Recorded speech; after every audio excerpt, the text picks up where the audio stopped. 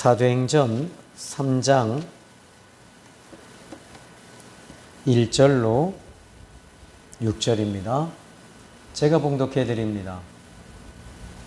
제9시 기도 시간에 베드로와 요한이 성전에 올라갈 새 나면서 못 걷게 된 이를 사람들이 메고 오니 이는 성전에 들어가는 사람들에게 구걸하기 위하여 날마다 미문이라는 성전문에 두는지라. 그가 베드로와 요한이 성전에 들어가려 함을 보고 구걸하거늘 베드로가 요한과 더불어 주목하여 이르되 우리를 보라 하니 그가 그들에게서 무엇을 얻을까 하여 바라보거늘 베드로가 이르되 은과 금은 내게 없거니와 내게 있는 것을 내게 주노니 나사렛 예수 그리스도의 이름으로 일어나 걸으라 하고 아멘. 오늘 성경 본문을 보시면 이 안전뱅이에 대한 이야기입니다. 이 베드로와 요한은 지금 이 성전을 향하여 가고 있었는데 그 성전을 향해서 가고 있을 시간이 제9시 기도 시간이었습니다. 유대인들은 제9시 기도 시간을 오늘날로 얘기하자면 밤 제사가 끝나고 그리고 이제 또 기도 시간들을 가지고 있습니다. 그런데 그래서 그 경건한 유대인들은 이 밤 제사가 끝나고 또 기도 시간을 가지고 기도하고 있습니다. 마치 우리가 다니엘서에 보시면은 다니엘이 하루에 3번씩 그 다락방에 올라가서 성전을 향하여 창문을 열고 기도했습니다. 그러니까 이들은 항상 하나님을 향해서 기도하는 사람들이었다는 거죠. 그런데 지금 이 제9시 기도 시간에 지금 기적이 일어났는데 이 기적이 일어날 것을 보면은 첫 번째 하나님의 성전을 향해서 가고 있을 때 또는 안전뱅이는 성전 미문 앞에 있었고요. 그러니까 우연의 일치겠죠. 그러나 세상 사람들이 볼 때는 우연의 일치겠지만 그러나 우리가 볼 때는 하나님의 은혜입니다. 뭐 여기 안전뱅이가 믿음이 좋아서일까요? 그것도 아닙니다. 그렇다고 해서 여기에 요한과 베드로가 기도를 많이 해서 그것도 아닙니다. 하나님의 은혜지요. 우리가 구원받은 것은 다 하나님의 은혜입니다. 그러면 오늘 이 사도행전 3장 1절로 이 10절 말씀을 보면서 이 말씀은 이제 이 포인트를 어떻게 잡으냐면 하나님의 은혜밖에 없다는 겁니다. 자, 그러면 오늘 이제 이 안전뱅이의 상태는 나면서부터 안전뱅이가 되었다라고 말합니다. 그러니까 선천성 장애자이죠. 이 사람은 이 다리를 이제 이 선천성 장애를 가지고 있는 사람이었기 때문에 이 좌절과 절망 속에 살았을 거예요. 뭐 얼마 전에 이 어떤 한 사람이 그 사람을 죽이고 막 그랬잖아요. 그 역전에서. 그런데 왜 그랬는가? 왜 그렇게 죽였습니까? 왜 그렇게 칼로 그렇게 했습니까? 물어봤더니 자기는 키가 작아서 사람들에게 놀림감이 되고 내 자신이 너무 부족하다는 생각에 그렇게 했습니다. 이렇게 얘기를 해요. 근데 여기서 이 안전뱅이는 다른 사람들은 모두 걷는데 자기는 지금 안전뱅이란 말이에요. 그러니까 비교할 수 있잖아요. 얼마나 비교하는 순간부터 이 부분은 비참해지는 것이거든요. 우리가 여러분들이 여러분의 가정이나 또 여러분의 집이나 또 돈 버는 이런 수준들을 다른 사람들과 비교하는 순간부터 여러분들은 힘들어질 거예요. 그러면 어떻게 해야 되죠? 여러분 비교하는 것이 아니라 예수님을 믿는 은혜로 우리는 살아야 되는 것입니다. 자, 오늘 성경 본문에 이 사람은 분명히 희망이 단절되어져 있는 사람입니다. 그리고 이 나이 40이니까요. 이 사람은 어떤 희망도 소망도 단절되어져 있고 그러니까 의학으로도 이제 이건 불가능한 문제죠. 사람들의 도움이 없이는 미문 앞에 올 수가 없는 사람이었습니다. 그러면 여기 이렇게 이야기하고 있거든요. 지금 여기 그 2절에 보니까 나면서 못 걷게 된 이를 사람들이 메고 오니, 그러니까 사람들이 이 사람을 메고 온 거예요. 그러니까 매일 그렇게 반복하는 거죠. 반복하면서 이 성전에서, 이 미문에서 제사를 드리고 또 기도하면서 오는 사람들에게 구제를 요청하는 겁니다. 그래서 유대인들은 이런 이제 이 어려운 사람들을 향해서 이 돈을 항상 이렇게 내어 주었던 것입니다. 자, 베드로 요한은 지금 오늘 본문의 말씀을 좀 보면요. 그 3장 5절 말씀을 좀 다시 한번 더 볼까요? 뭐 여기 2절에 보니까 구걸하기 위하여 날마다 미문이라는 성전문에 두었다. 날마다 미문에 뒀대요. 그런데 3절에 그가 베드로와 요한이 성전에 들어가려 함을 보고 구걸했다라고 말합니다. 그러니까 구걸했다라는 말은 무슨 말일까요? 도와달라고 하는 것입니다. 이 말은 구걸이라는 단어는 거린들에게 쓰는 것이거든요. 거린들. 뭐 지금은 뭐 요즘엔 이제 그 거린이라는 단어를 쓰지 않잖아요. 거지라는 거지라는 말이거든요. 근데 이 사람은 거린이었습니다. 그런데 그래서 구걸하고 있습니다. 그런데 여기에 이 베드로와 요한이 오늘 4절에 보니까 더불어 주목하여 이르되 우리를 보라 하니, 지금 이 사람은 어디를 보고 있냐면 이 베드로와 요한의 주머니만 보는 거예요. 지갑만 보는 것입니다. 교회는 사람들에게 이 오늘날의 교회가 이런 거린들에게 무엇을 줘야 되는 겁니까? 물론 이 거린은 돈이 필요합니다. 그래야지 먹고 사는 것이거든요. 오늘날 같이 지금 이 우리나라 같은 경우도 지금 복지가 얼마나 그 선진국 대열에 서 있어요. 우리나라가. 그래서 세금을 더 많이 내게 하고, 지금은 뭐 이 세금 폭탄이잖아요. 그죠? 그리고 나서 이 삼각지대에 살고 있는 사람들에게 혜택을 많이 줍니다. 나이 이제 뭐 실은 65세부터인가요? 그때부터 이제 여러분 이 정부로부터 보조를 또 받잖아요.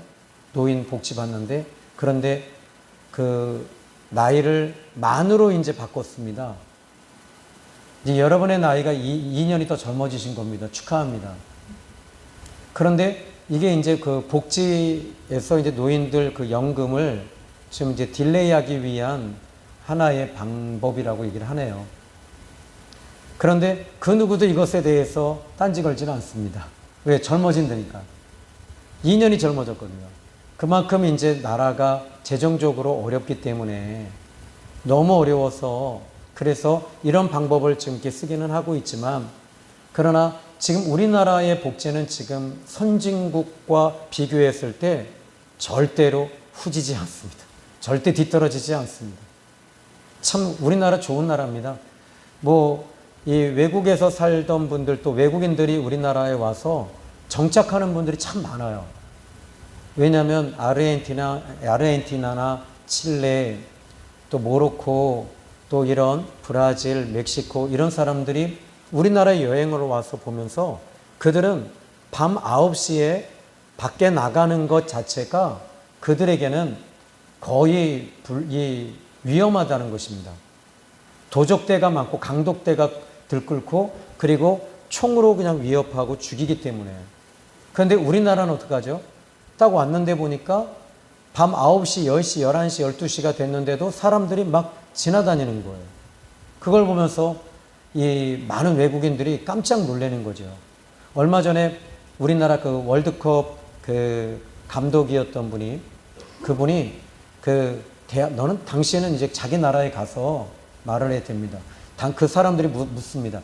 아니, 한국처럼 이렇게 위험한 나라에서 어떻게 월드컵 그 우리나라 대표 감독을 하고 있었냐. 그랬더니 자기는 이 대한민국이라고 하는 나라는 이 자기가 자기 본국, 자기 고향, 자기 나라보다 대한민국이라는 나라는 정말 좋은 나라다. 나는 나이가 들면 꼭 대한민국에서 살고 싶다. 야, 여러분 자부심을 좀 가지시기 바랍니다. 한때는 우리나라에서 그 아메리카 신드롬이 일어났었죠. 미국에 가서 살려고, 그러니까 미국 자체가 이 신드롬입니다. 그러니까 꿈을 꾸고 가는 거죠. 가서 제일 먼저 이제 부딪히는 게 언어잖아요. 그리고 문화잖아요. 그리고 인종차별이잖아요. 제일 먼저 이제 3D 직업부터 시작을 했던 거예요. 근데 그분들이 이제 미국에서 자리를 잡고 또 이제 그 주니어들이 이제 이 제3세대들이 이제는 완전히 한국 사람도 아니고 미국 사람도 아닌 그런 이 가운데 낀 세대들이 됐어요. 자, 오늘 이 거린이라고 하는 이 사람은 베드로와 요한을 만났습니다. 여러분, 이게 있어요. 만남의 축복이 있어야 됩니다. 베드로와 요한은 만남의 축복이 있었습니다. 여러분들이 누구를 만나느냐에 따라서 그 사람의 인생이 달라질 수 있습니다. 좋은 사람을 만나면 여러분들도 좋은 영향을 받게 돼 있고, 또 여러분들이 바로 서 있게 되면 또 다른 사람들에게 좋은 선한 영향력을 끼칠 수가 있습니다. 제 아내가 늘 하는 얘기가 있는데, 이 션이라고 하는 연예인이 있습니다. 근데 한옥 목사님이 그 교회 담임 목사님이었어요. 근데 한옥 목사님이 션을 향해서 하는 얘기가 뭐냐면, 자기는 너무 힘들대요. 뭐가 힘드냐 그랬더니, 이 션이라고 하는 이 안수 집사님은 자기보다 더 목사님 같대요. 자기는 목사님 같지 않고. 그리고 최수종 장로도 역시 마찬가지 됩니다. 그러니까 더 믿음이 좋다는 거예요. 그래서 항상 자기는 긴장된 상태에서 목회를 한답니다. 그러면서 하는 말이 뭐냐면, 이 MC를 보는 주영훈 집사인데요. 주영훈 집사님 같은 사람만 있으면 얼마나 좋은지 몰라요. 가끔 술도 먹지요. 가끔 주일날도 안 오죠. 근데 우리 하신 얘기가 뭐냐면, 시연이라고 하는 안수 집사님은 새벽 기도 다 나오죠. 수요 예배 다 나오죠. 금요철에 다 나오죠. 제 설교 다 깨고 있죠. 저는요, 늘 긴장하고 힘들어요. 그랬더니 주영훈 집사님이 창피해서 어떻게 하지를 못하더라고요. 그러면서 하는 말이, 목사님 제가 좋지요? 딱 그래요. 그 교회 집사님이거든요. 자, 여러분, 오늘 이 거린이라고 하는 이 사람, 또 우리가 이게 있어요. 그래서 목회자를 여러분이 잘 만나는 것도 복입니다. 그래서 제가 만약에 이 세상적인 칼라를 가지고 여러분에게 세상적인 것을 입혀드리고 있다면 여러분들은 아마 많이 공허하실 것 같고 또 갈급하실 거예요. 그러나 만약에 제가 영적인 메시지를 계속 이 새벽에서부터 수요 예배, 금요철야, 낮 예배 이런 말씀을 계속 본문에 입각해서 그 말씀을 충실히 말씀을 증거하고 전하고 있다면 여러분들은 여러분의 영혼은 갈급하지 않습니다. 그리고 여러분들이 또 말씀을 듣고 채워지는 것도 있고요. 또 하나는 여러분들이 이제 이 말씀을 듣고 저희 교회의 특징이 뭐지요? 바로 합심하여 항상 같이 기도하고 있다는 겁니다. 심지어 낮예배 때도 그렇게 하고 있잖아요.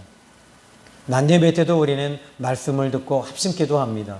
왜냐하면 저는 제 이 설교의 모든 이 가장 중요하게 여기는 그 시간들이 언제냐면 저는 이 금요철야 시간이고요. 낮예배 시간이고요. 그리고 수요 예배 시간이고요. 새벽 기도 시간이고요. 그리고 2시 예배 시간입니다. 그러고 보니까 저는 모든 성경을 좀 더 많은 시간들을 할애하려고 해요.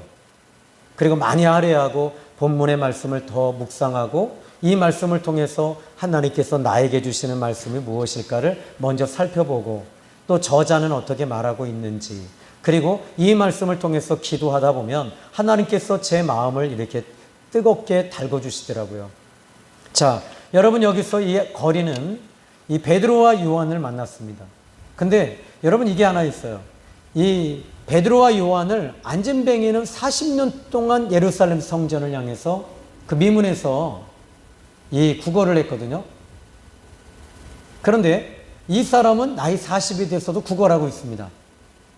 여러분 우리 예수님 믿는 사람의 특징이 하나 있습니다.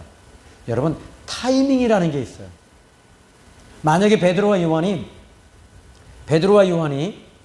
그 성령의 기름 부으심과 예수님 부활하심과 오순절 성령을 체험하지 아니하고 그 전에 만났다면 어떻게 됐을까요? 이 안진뱅이는 어쩌면 만났을지도 몰라요. 왜냐하면 성전 미문에서 40년 동안 이 구걸을 했으니까요. 저는 지금 이제 그 지하철역 오남역에서 요즘에 이제 전도하는데, 오남역은 이제 이 농협에서 하는 것보다 또 길거리에서 하는 것보다 2배나 더 힘들어요. 이 그냥 뜨거움 그 자체예요.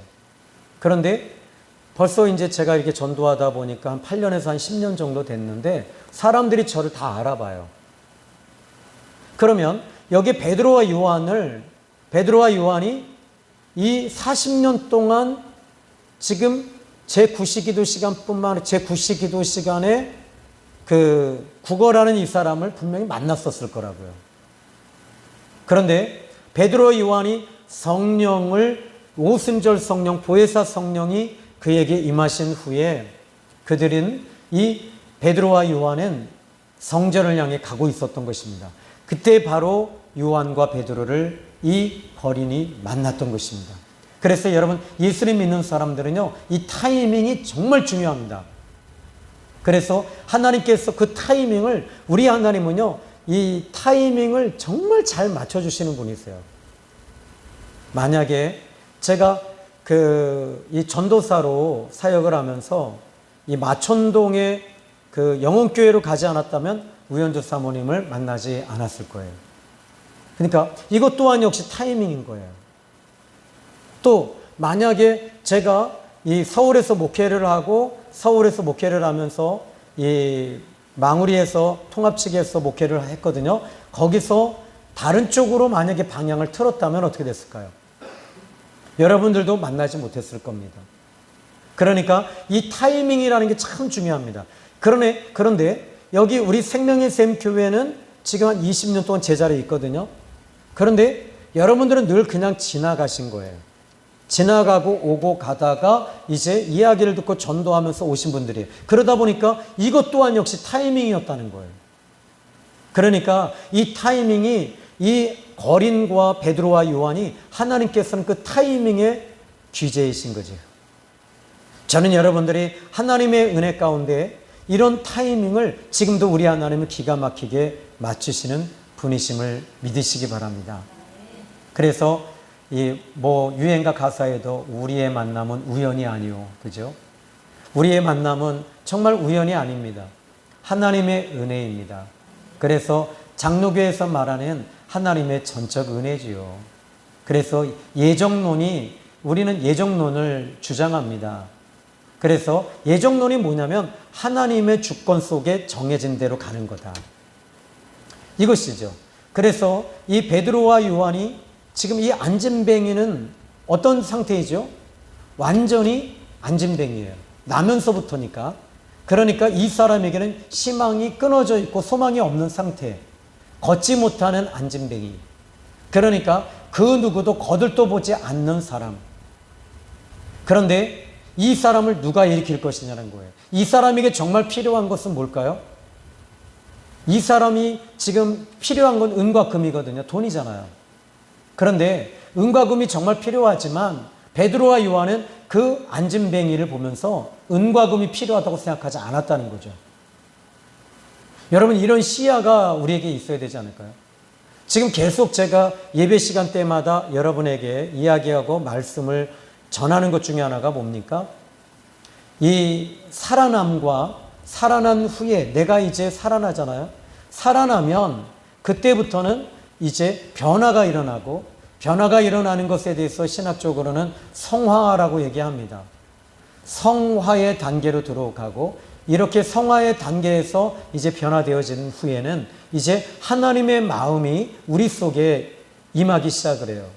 그때 바로 사랑이라고 하는 것이 우리 안에 들어오기 시작을 해요. 어떤 사랑입니까? 하나님의 사랑이 내 안에 자꾸 들어오는 거예요. 여러분, 하나님의 사랑이 들어오는데 그것이 바로 십자가의 사랑이고요.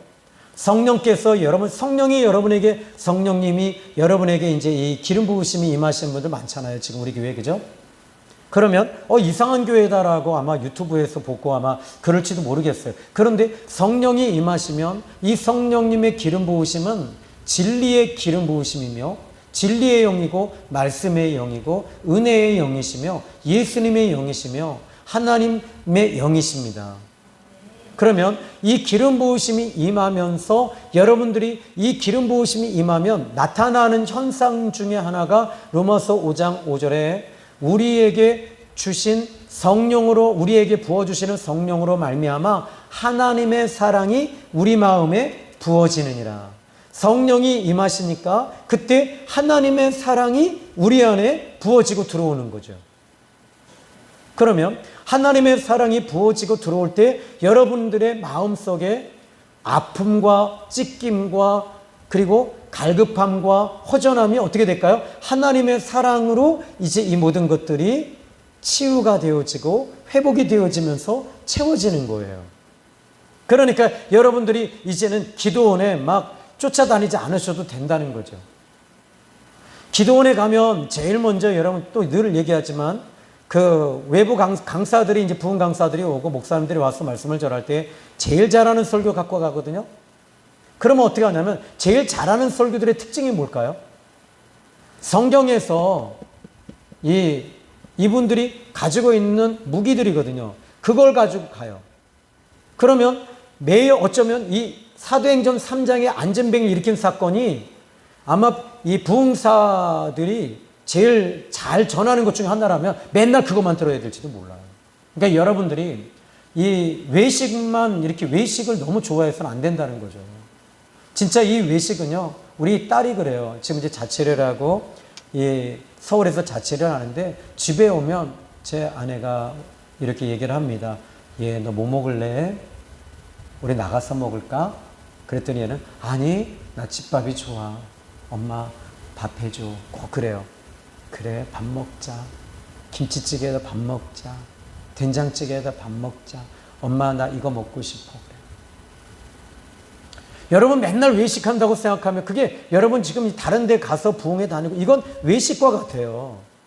그런데 진짜 건강한 사람은 자기 집 밥을 먹는 사람들이에요. 여러분 오늘 진짜 신앙생활에 건강한 사람들은 어떤 사람이냐라는 것입니다.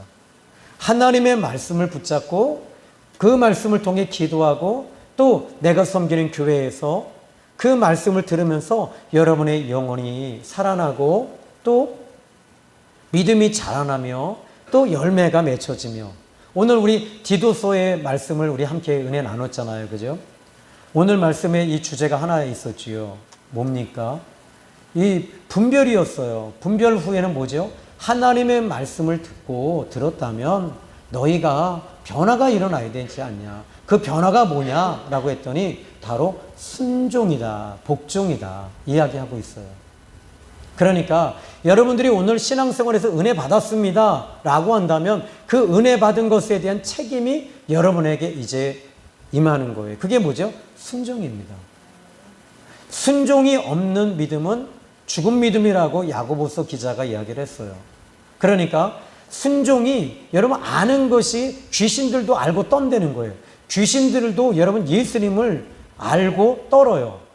실제로 제가 이제 이렇게 전에 집회 가서 이 말씀을 전하고 이렇게 귀신 쫓아내는데 아이고 무서워 아이고 무서워 그래요. 근데 그러면서 제 이름을 얘기하는데 뭐 전단지 받겠죠. 그런데 그냥 예수님의 이름으로 떠나가라. 근데 이 귀신은요, 귀신의 특징이 하나 있습니다. 귀신의 특징이 뭐죠? 예수님을 분명히 두려워합니다.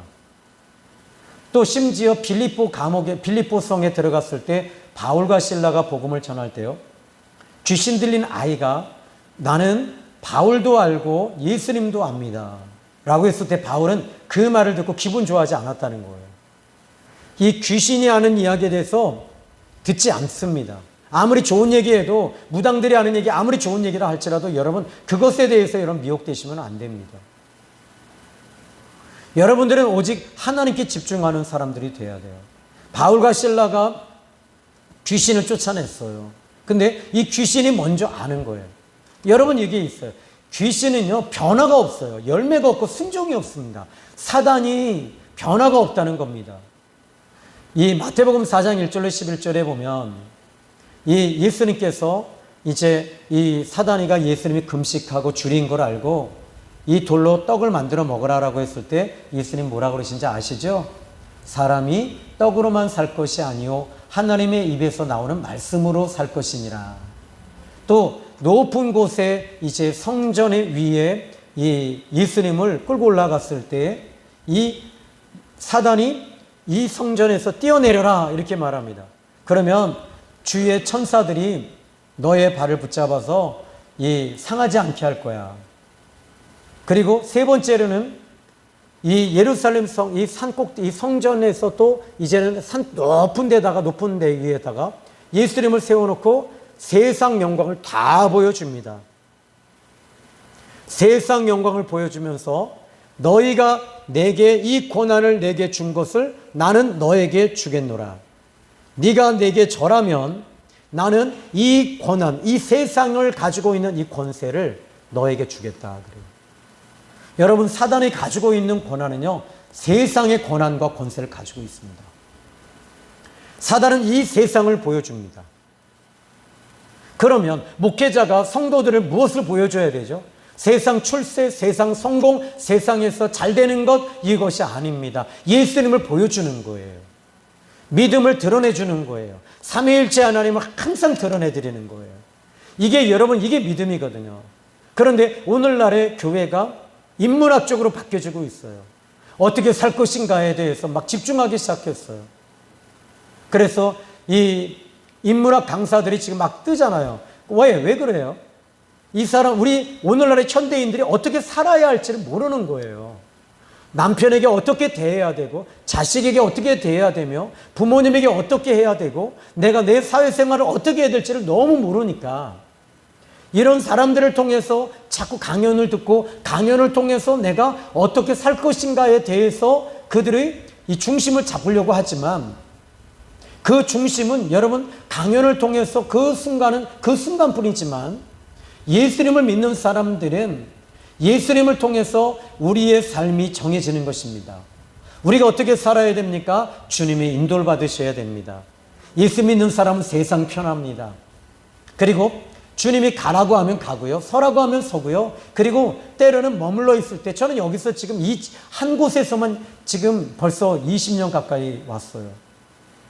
얼마나 제가 이 삼각교회 4층까지 엘리베이터 없이 올라왔겠어요. 오죽하면 여러분, 이 7년 전에 우리가 이 공동회의를 하면서 뭐라고 그랬어요? 차 끌고 30분 안에 갈 수 있는 곳이라면 1층이라도 가자. 여러분들이 다 동의해 주셨어요. 그만큼 이제 우린 내려가고 싶었던 거예요. 그런데 오늘 여러분들이 이제 그러면 우리가 어떻게 살 것인가? 우리가 예수님을 통해서 우리가 예수님을 믿고 예수님의 인도를 받고, 오늘도 저는 그래요. 주님이 하라는 대로 하면 되는 것뿐이에요. 그러니까 오늘 저는 여러분들이 이 시간에 이 말씀을 들으면서 주님의 인도를 받기를 주님의 이름으로 축복합니다. 자, 이제 이 안진뱅이를 일으킬 수 있는 것은 돈으로 안 된다는 겁니다. 베드로와 요한은 이렇게 말합니다. 내게 은과 금은 없거니와 내게 있는 것을 너에게 주노니 나사렛 예수 그리스도의 이름으로 일어나 걸을지어다. 베드로와 요한은 은과 금으로 이 사람을 살릴 수 있다라고 하지 않았다는 겁니다. 베드로와 요한은 이 안진뱅이는 지금 세상과 같습니다. 세상 사람과 같습니다. 더 이상 일그러져서 더 이상 어디서부터 손을 대야 할지 모르는 그런 지경에 있는 세상입니다. 그런데 베드로와 요한은 말합니다. 예수 그리스도의 이름으로 그 안진뱅이를 일으키듯이 이 세상을 다시 치유하고 회복시킬 수 있다는 겁니다. 이것이 베드로가 가지고 있는 신앙이었습니다. 여러분들이 지금 많은 사람들이 교회에 들어옵니다. 지금 이제 모르는 분들이 교회 계속 낮예배 드리시고요. 그리고 예배 때마다 점점 많아지고 있지요. 그러면 이분들이 들어왔을 때 지금 찢겨져 있습니다. 아파합니다. 힘들어합니다. 어떻게 해야 됩니까? 돈으로 밥 한 끼 사주고 이 사람을 어떻게 인심을 사고 목사님이 또 여름 되면 뭐 속초 데려가서 여러 바닷가에 가서 이 회도 이 재정으로 해주고 재밌게 해주고 이게 여러분 이게 영원히 사는 것이 아닙니다. 베드로와 요한은 이 안진뱅이를 향해서 내게 있는 것을 너에게 주겠다는 거예요. 은과 금은 너에게 도움이 되지 않는다는 겁니다. 그러나 세상은 항상 은과 금을 구합니다. 이것이 교착점이 없는 공통분모가 없는 그냥 평행선을 향해서 가고 있다는 거죠. 그러나 여러분 마지막 시점에 왔을 때 세상이 모든 것이 끝자락에 딱 섰을 때 그때 예수 그리스도를 통해서 모든 것이 열어지고 있다는 걸 그때 안다면 이미 늦은 겁니다. 여러분 예수 그리스도를 붙잡으시기를 주님의 이름으로 축복합니다. 예수님의 이름 아니면 여러분 되는 것이 없어요. 자 그러면 저와 여러분들이 우리 교회가 앞으로 어떻게 나갈 것인가? 세상을 향해 어떻게 우리가 도움을 주어야 될 것인가? 구제나 돈이나 이런 것들이 아니라 베드로와 요한이 그 안진뱅이를 향하여 대하였듯이 우리도 여전히 은과 금이 아닌 예수 그리스도의 이름으로 일으키며 예수 그리스도의 이름으로 나가는 저와 여러분이 돼야 될 줄로 믿습니다. 베드로는 이렇게 말합니다. 3장 4절에 3장 4절에 베드로가 요한과 더불어 주목하여 이르되 우리를 보라. 베드로가 요한과 더불어 주목하여 이르되 우리를 보라. 5절 그가 그들에게 무엇을 얻을까 하여 바라보았다.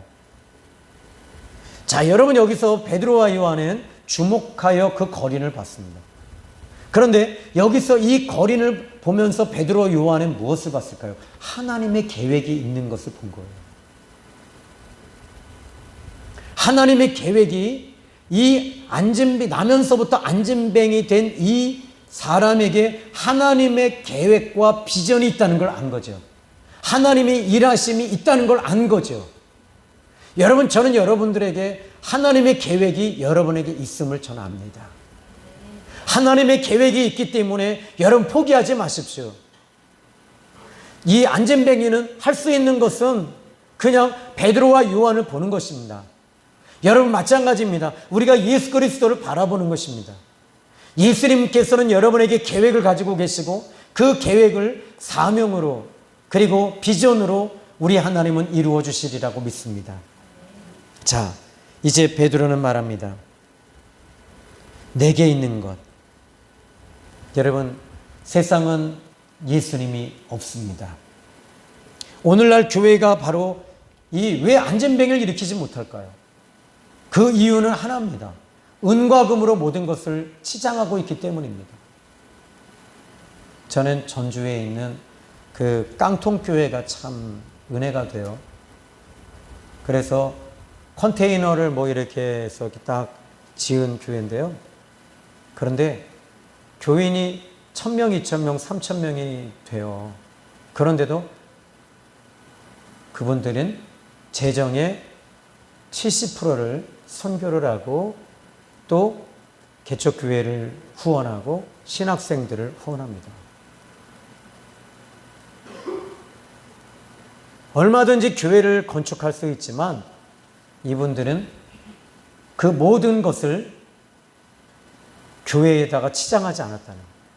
그런데 더 놀라운 것은 무엇이냐면 그 교회가 날마다 더 부흥하고 있다는 거예요. 교회 들어가면 제일 먼저 깡통교회이기 때문에 얼마나 덥겠어요.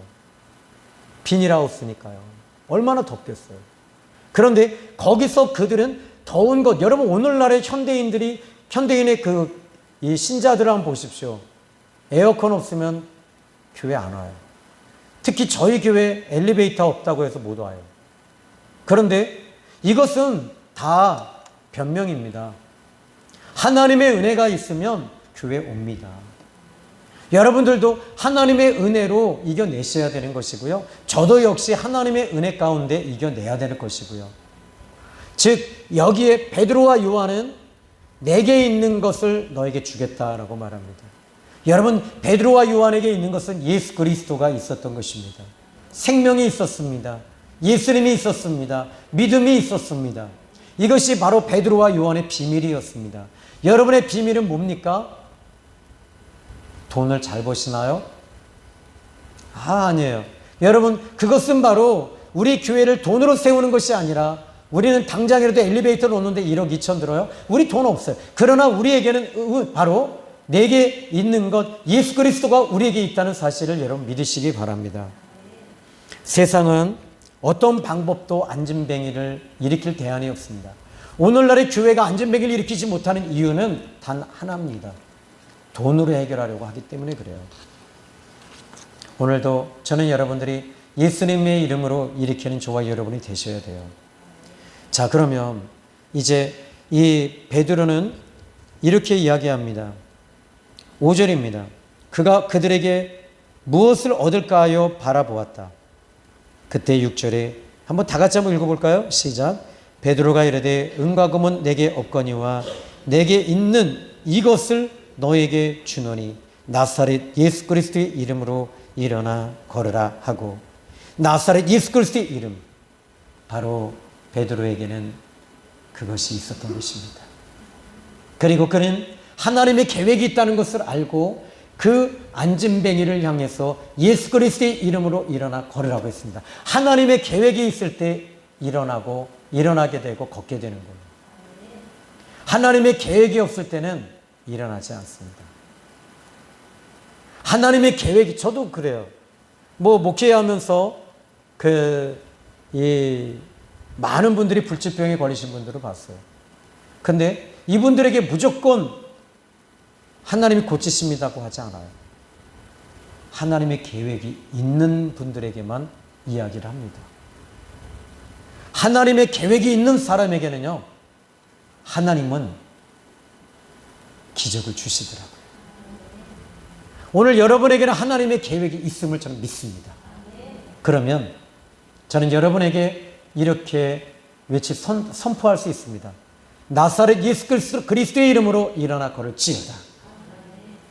여러분에게 하나님의 계획이 있다면 나사렛 예수 그리스도의 이름으로 기적이 일어날지어다. 이것입니다. 제일 먼저 여기에 이 베드로와 요한은 그 안진뱅이를 주목하여 보면서 무엇을 봤냐면 하나님의 계획과 하나님의 비전과 하나님의 뜻이 있는 것을 알았던 거예요. 오늘 저는 여러분들에게 또 여전히 마찬가지입니다.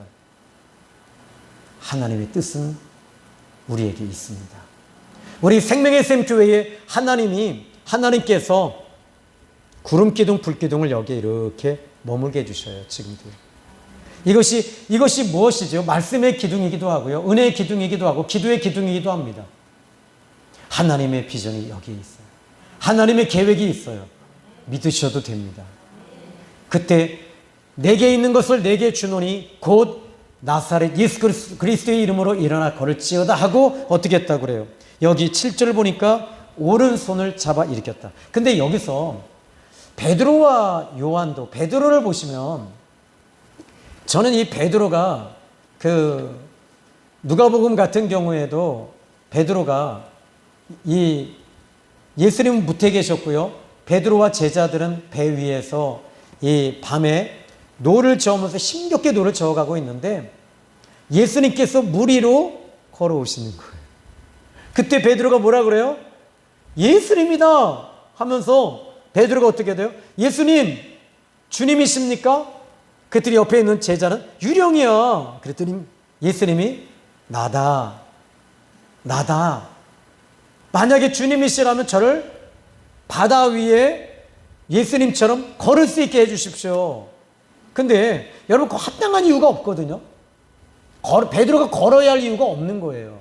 근데 그래 걸어라 하고 주님의 계획이 베드로에게 떨어진 거예요. 주님의 응답이 떨어진 거예요. 주님의 응답이 떨어졌을 때 베드로는 물 위를 뛰어들었어요. 바다에 뛰어들었을 때 정말 주님을 향해서 한 걸음 두 걸음 물 위를 걸었던 거죠. 바다 위를. 그때 이 베드로는 정말 신났어요. 근데 갑자기 이 파도가 일어나면서 베드로가 물에 빠져들어가는 거예요. 막 빠져들어가니까 그 순간에 베드로가 주님 살려주십시오. 그때 주님이 베드로를 이렇게 붙잡아 주시면서 어찌하여 의심하였느냐? 어찌하여 의심하였느냐? 어찌하여 바람과 파도와 바다를 보았느냐?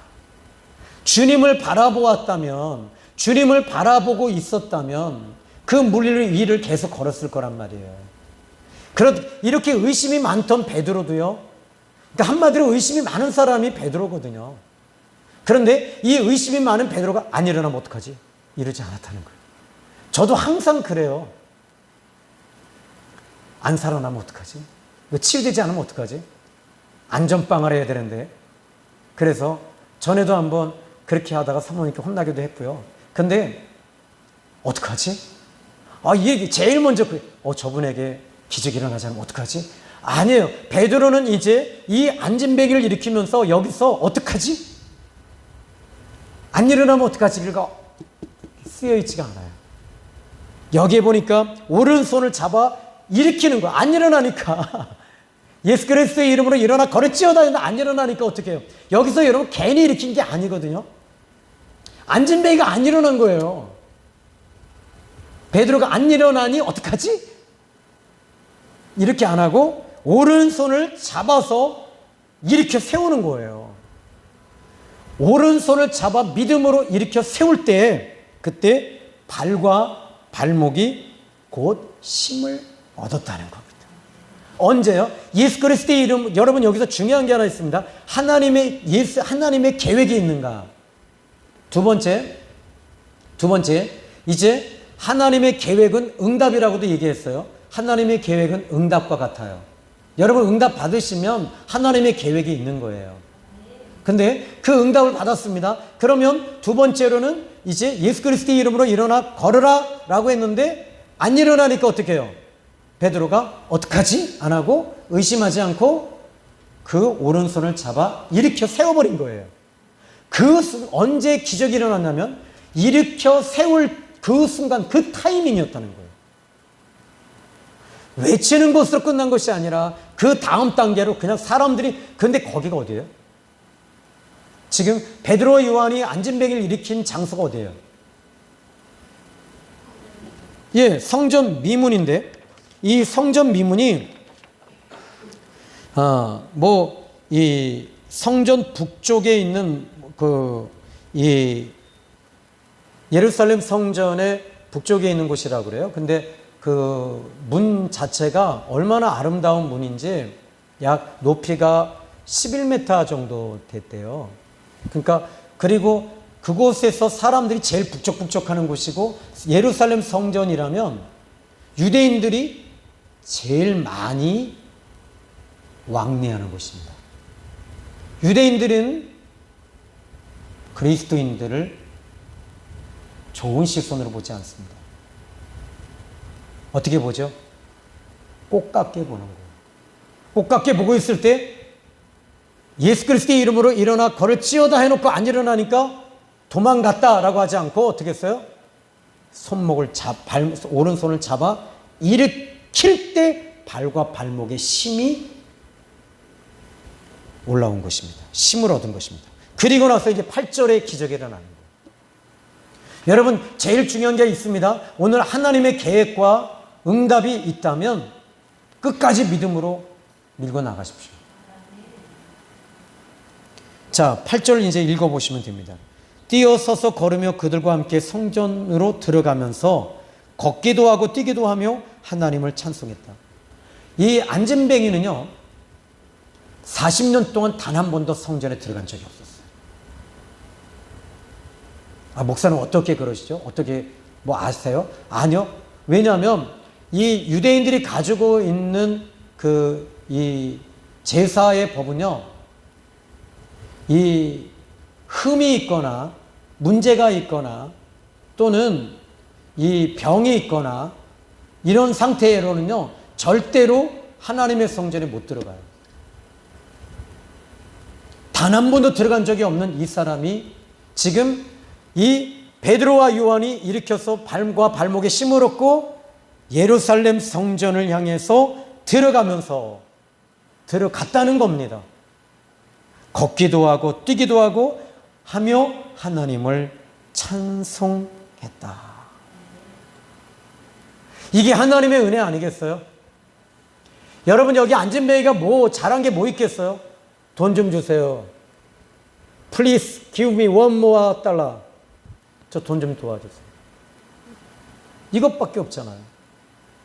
이 사람이 한 건 이거밖에 없어요. 그러나 하나님은 이렇게 정말 보잘것없고 모든 사람들에게 배제되어지고 버림받은 이 사람은, 우리 하나님은 이미 선택하신 하나님의 사람이었다는 것에 저는 집중하고 싶습니다. 하나님은 이와 같이 지금 안진뱅이와 같은 이 사람을 향해서도 불쌍히 여기시고 마음 아파하시면서 40년 동안 하나님 보고 계셨던 하나님, 베드로와 요한이 예루살렘 성전을 향해 지나갈 때 그 타이밍을 맞추시고 하나님께서는 지금 베드로와 요한이 하나님의 계획과 응답이 있다는 것을 알고 하나님이 이제 이 사람에게 계획이 있다는 것을 알고 이 사람을 향해서 외쳤을 때, 그리고 손목을 잡아 일으킬 때 일어나 걷는 이 기적이 일어나는 것, 우리 생명의 쌤조가 해야 할 일이 아닌가, 이런 생각이 듭니다. 이 사도행전 3장 1절로 이 10절의 말씀이 2000년 전의 말씀이라고 생각하십니까? 아닙니다. 지금 이 시간에도 동일하게 역사가 일어납니다. 여러분의 사업장이 안 됩니까? 하나님의 계획이 있나요? 그거부터 여쭤볼게요. 여러분의 자녀가 미래가 불투명합니까? 하나님의 계획이 있는가부터 물어볼게요. 하나님의 비전이 있습니까? 그러면 됩니다. 내 열심으로 안 됩니다. 베드로와 요한이 목숨 걸고 막 일으키려고 하지 않았다는 거예요. 자기가 일으키는 게 아니에요. 주님이 하시는 거잖아요. 왜냐하면 그것은 이제 다음 시간에 11절부터 이제 시리즈를 계속 얘기하겠지만요. 이제 오늘은 말씀은 여기까지입니다. 여러분, 주님 안에서 하나님의 계획이 먼저 있는지. 여러분, 근데 이상하게 어떤 문제를 놓고 기도할 때 기도가 잘 되잖아요.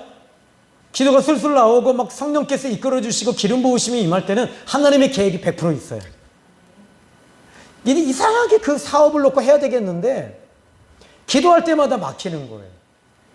제가 그랬어요. 저는 결혼의 문제를 놓고 한 아가씨가 있었는데요. 그 아가씨를 놓고 기도하면 이게 기도가 안 되는 거예요. 근데 우리 사모님을 놓고 기도할 때는 기도가 되는 거예요. 사모님, 아멘. 아니, 그때 당시 그랬어요. 금식을 해도요, 그 아가씨를 놓고, 아니, 저도 그랬어요. 결혼을 앞두고 있는 아가씨가 있었다니까요. 양가 부모 다 아는 정도였다니까요. 그런데 그 친구를 놓고 금식을 하는데 금식을 하루만 하면 죽을 것 같은 거예요. 걔하고 이야기만 하면 막 맨날 싸우는 거예요. 우리 사모님 그러죠. 당신 다른 여자 만났으면 10년도 못 가서 발병 나서 죽었을 거라고. 그런데 하나님의 계획이 있는 우연주 씨를 만나니까 어떻게 되냐면 하나님의 응답을 주시고요. 금식을 하는데 금식도 그냥 와 이렇게 되더라고요. 그래서 지금 이렇게 아들, 딸 구별 말고 딸 둘 잘 낳아 목회하며 잘 살고 있습니다. 여러분들에게도 하나님의 계획이 있습니다. 그 계획이 있는가부터 먼저 살펴보시고 기도하시길 주님의 이름으로 축원합니다. 그리고 나서는 예수 그리스도의 이름으로 일으키십시오. 예수님의 이름으로 명령하십시오. 선포하십시오. 그리고 나서 일으키십시오. 기적이 일어납니다. 아멘. 기도합니다. 살아계신 하나님 아버지 감사합니다. 오늘 귀한 말씀 통해 우리가 너무나도 잘 알고 있는 말씀이지만 이 말씀이 또 이렇게 은혜가 되게 해주시니 감사합니다. 이 말씀은 하나님이 우리에게 주시는 말씀이었습니다. 하나님의 계획을 따라 하나님의 응답을 받고 우리는 안진뱅이를 향해 불쌍한 마음으로 나가게 하시고 예수님이 없는 저 세상 사람들에게 우리는 이제 그들을 살릴 수 있는 사명과 소명이 주어졌습니다. 하나님 이 일을 이루게 하소서. 예수님의 이름으로 기도했습니다. 아멘.